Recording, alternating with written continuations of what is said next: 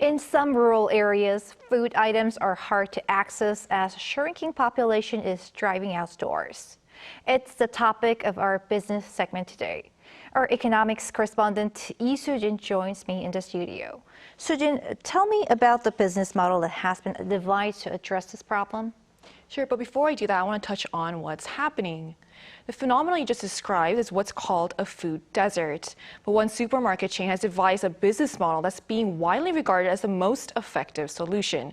I want to see why this is the case, so let's take a look. It's early in the morning, but this supermarket manager's day has already begun. He's busy adding items into a cart at a supermarket in a rural area of Pocheon city in northern Gyeonggi-do Province. Many of the area's residents are living in what is called a food desert, where people have limited access to healthy and affordable food. The groceries are loaded into this mobile supermarket truck named Happy Market, which will head to food deserts in the area. Many villages lack even basic stores, and food deserts are increasing as businesses avoid or fail in areas with declining populations and low purchasing power.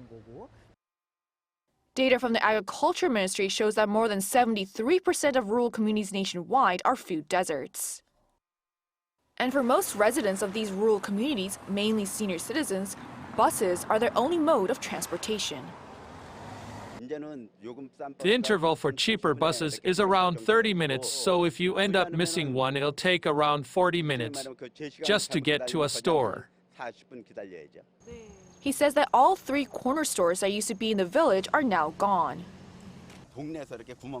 Independently owned corner stores were unable to make a profit.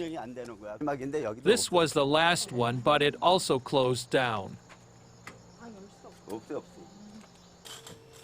This is why residents regard Happy Market as an oasis in a food desert, particularly since it visits 3 villages daily, Monday to Friday. 우리 마을에 서울농협 마트차가 도착했습니다. 오셔서 구경하세요. Inside the truck are groceries that residents ordered just by texting the manager, ranging from snacks to flour and fruits. But for the elderly, the most valuable service is a manager's doorstep delivery, a rare luxury in food deserts without access to standard delivery options, a reality that's hard to believe in the age of quick commerce. This makes life easier for old people like me. I'm always very thankful. While it can be challenging, especially in the heat, the manager says it's worth it. I now know most of the elders. They're like family to me. And it's this sentiment that creates an effective food oasis business model. Soo-jin, is this problem, food deserts, happening in other parts of the world too? Yes, they are actually.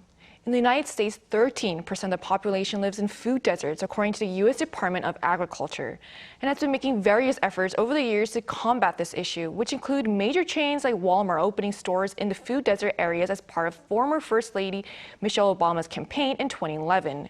But food deserts continue to exist, and they're most common in rural and low-income communities. Mobile markets like the Happy Market that I visited have also emerged in the U.S. as a way to tackle food deserts in cities in South Carolina and Georgia. And what's being done at a government level? Any measures? Yes, and there's being more done to set up more mobile supermarkets like the one we just saw. The Ministry of Agriculture, Food and Rural Affairs announced exactly a month ago that it's planned to work with local governments to launch a nationwide mobile supermarket initiative. The Agriculture Ministry will provide subsidies for vehicle and equipment purchases, while local governments cover operating costs and dispatch staff. And the government plans to expand the project to 113 cities and counties after the pilot phase of the initiative. All right, thanks, Soo-jin, for your report today. Thank you for having me.